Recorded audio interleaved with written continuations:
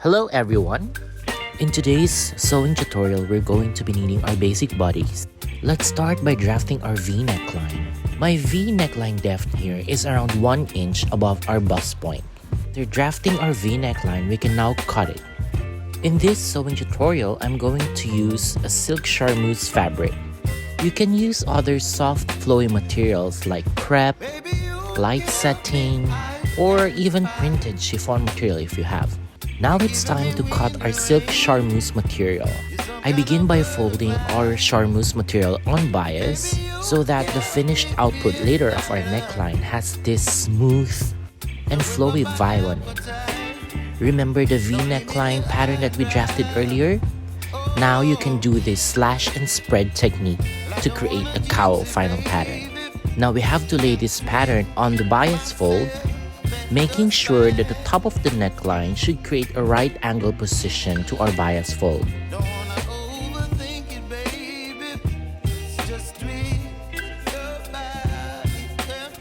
This cowl project is backless, so here I'm drafting on the side a little extension to the back for our straps later on. The center front hemline of this project is V-shaped.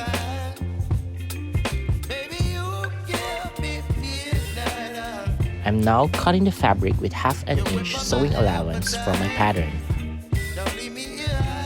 If you find this tip helpful in creating your cowl neckline pattern, please subscribe to my channel. If you wish to experiment or practice on this project, feel free to email me so I can send you the PDF pattern for this project.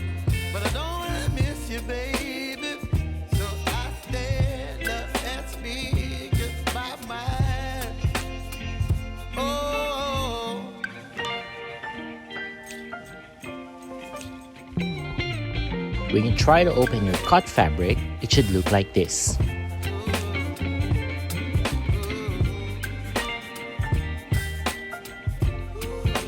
I usually cut my lining the same measurement at the base, but in this case, I'm giving an extra allowance for my lining. Sometimes silk materials tend to move a lot when sewing, so I'm just following this technique in cutting my lining so that later on, I won't be having any problems when it comes to sewing my lining. You can actually make this project reversible by using different colors for your base and your lining material. Still folding the material on bias, I'm cutting the fabric here so I can create 4 straps for the project. You can decide on the length of straps you want to use for your project. In this project, I'm just using 20 inches for the straps. All in all, we only cut 4 pieces of fabric for this project. 1 for the base, 1 for the lining, and 2 for the straps. And now we're ready to sew our project. First step in sewing is to create our straps. And here I'm just sewing my straps with 1/4 inch width measurement. Basically, for the strips that I cut, 1 strip can create 2 straps.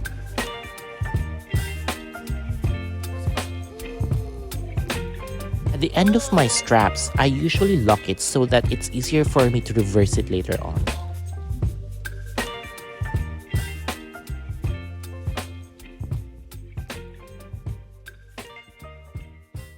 You can now trim the excess fabric of your straps. And usually I leave around 1/8 or 2/8 of an inch allowance for the straps.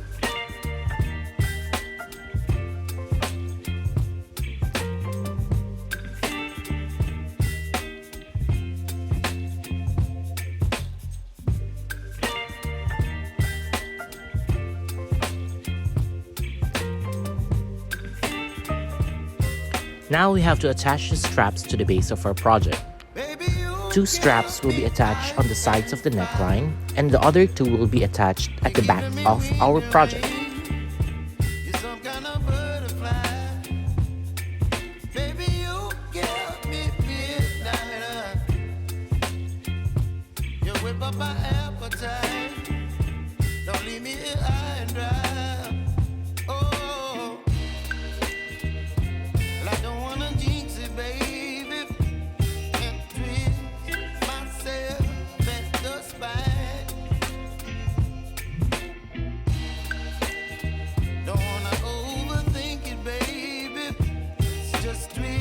Remember the lining we cut earlier?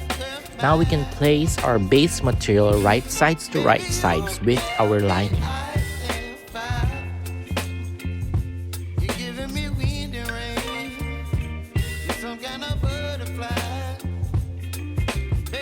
We can now pin it in place, making sure that it's really flat. And finally, we can start sewing around the base of our project, except for this area where the opening will be used later to flip the project. When you are sewing this project, make sure that your straps are placed inside between your base and your lining.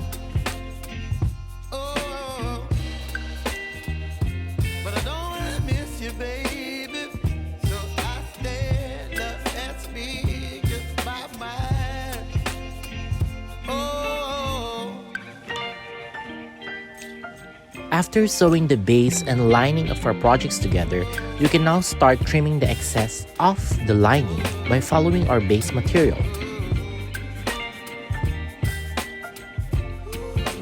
Once done, you can now flip it inside out using the opening that we left earlier.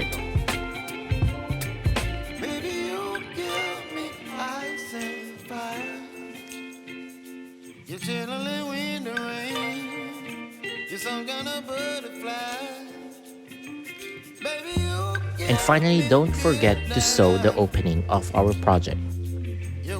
And now we can finally say that we are done with the project. All that's left to do is to clean our project and iron it. Thank you for watching, guys, and here is our final output.